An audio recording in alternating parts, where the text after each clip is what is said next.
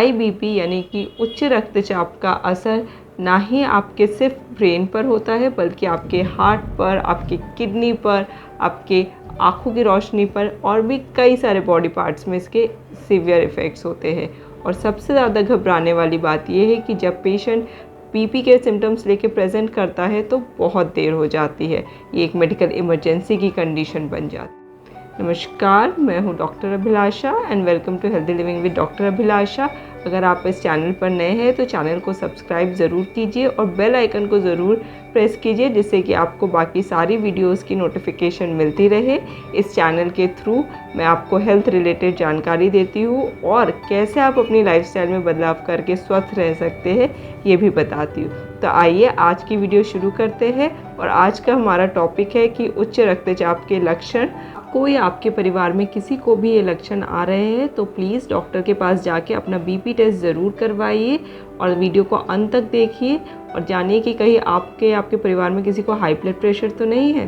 तो चलिए video start कर लेते हैं कि नॉर्मल बीपी क्या होता है। नॉर्मल बीपी अगर आपने देखा होगा तो दो वैल्यूज़ होती है, एक पहले लिखी जाती है, एक बाद में, एक ऊपर लिखे जाते हैं और एक नीचे।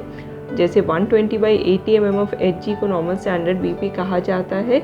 इसमें क्या होता है ये लेकिन हर कल्चर, हर रेस, हर कंट्री के हिसाब से, लाइफस्टाइल के हिसाब से डिफरेंट रेंजेस फिक्स किए गए हैं। अगर लमसम बात करें तो 120 + 10 और 80 ± 10 को हम नॉर्मल बीपी की रेंज में ले सकते हैं। जो ऊपर की वैल्यू होती है 120 उसको सिस्टोलिक बीपी कहते हैं, जो नीचे की वैल्यू है 80 उसको डायस्टोलिक बीपी कहते हैं। आज हमारे देश में अप्रॉक्सीमेटली 234 मिलियन लोग हाई ब्लड प्रेशर, हाइपरटेंशन से सफ़र कर रहे हैं, जिसमें से 11.3% लोग 15 से 50 साल के बीच में हैं।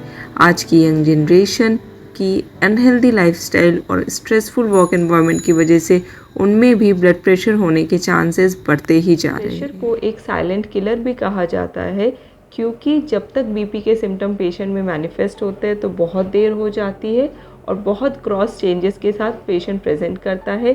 बीपी आमतौर पे किसी हेल्थ चेकअप में या आप कोई और बीमारी दिखाने गए हैं और एक रूटीन चेकअप में जब आपका ब्लड प्रेशर नापा जाता है तो उसमें पाया जाता है कि आपका ब्लड प्रेशर हाई आ रहा है।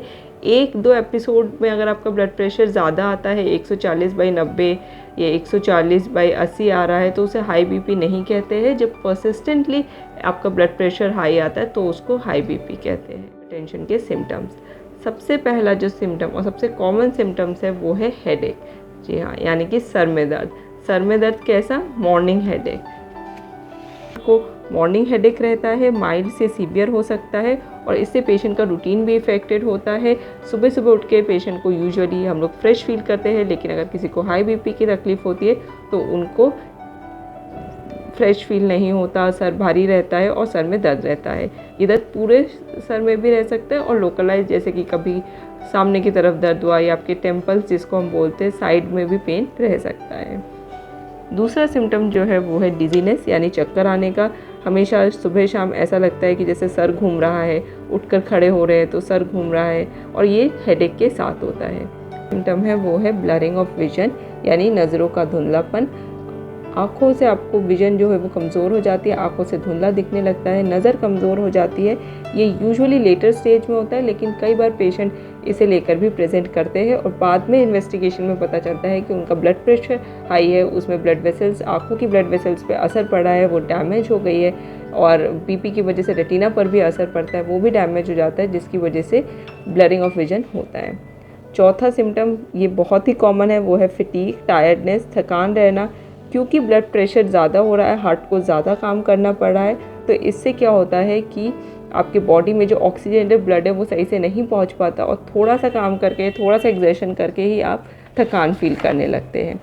चौथा सिम्टम जो है वो है chest pain. Chest pain high BP की वजह से जो ब्लड सप्लाई हार्ट की है वो भी कॉम्प्रोमाइज़ हो जाती है और कोरोनरी आर्टरी ढंग से ऑक्सीजन सप्लाई नहीं कर पाती। तो इन पेशेंट्स में मायोकार्डियल इन्फार्क्शन का खतरा भी बढ़ जाता है।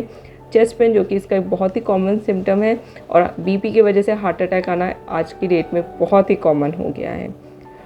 उसके बाद एक रेयर सिम्टम है, बहुत ज़्यादा कॉमन नहीं है लेकिन कभी कभी अगर हाई बीपी होता है तो यूरिन में ब्लड भी आ सकता है, लेकिन यूरिन में ब्लड आने के क्योंकि बहुत सारे और भी कॉजेज़ है, तो इसको पहले उनको रूल आउट करते हैं, उसके बाद हम बीपी को देखते हैं कि कई बीपी की वजह से तो ब्लड में यूरिन में ब्लड नहीं आ रहा। नेज़ल ब्लीड भी एक कॉमन सिम्टम है। बहुत लोग नाक से खून निकलने की शिकायत लेकर आते हैं और बाद में पता चलता है कि वो बीपी की वजह से हो रहा है। शॉर्टनेस ऑफ ब्रेथ, सांस फूलना, थकान के साथ साथ सांस फूलना भी एक कॉमन सिम्टम है बीपी का। इसके अलावा कई बार general weakness, general malaise, confusion state, नींद सही से नहीं आना, घबराहट होना, खूब पसीना आना, फ्लशिंग होना फेस पे और स्वेटिंग होना फेस पे, ये सब भी बहुत कॉमन सिम्टम्स है बीपी के। तो बीपी की जांच आप ज़रूर रेगुलरली करवाएं अपने नियरेस्ट डॉक्टर के पास जाके या हेल्थ सेंटर के पास जाके। आजकल बहुत जगह कैंप लगते हैं, उन कैंप में जाकर भी आप अपने बीपी के टेस्ट करवा सकते हैं। बीपी के लक्षणों को नज़रअंदाज ना करें। बीपी एक बहुत ही खतरनाक बीमारी है, लेकिन अच्छी खबर ये है कि अगर इसका सही समय पर जांच किया जाए तो इसका इलाज और रोकथाम दोनों चीज़ें संभव है। अगर आपको वीडियो अच्छी लगी हो तो प्लीज़ इसे लाइक करें, अपने फ्रेंड्स और फैमिली के साथ शेयर करें और चैनल को सब्सक्राइब करना ना भूलें।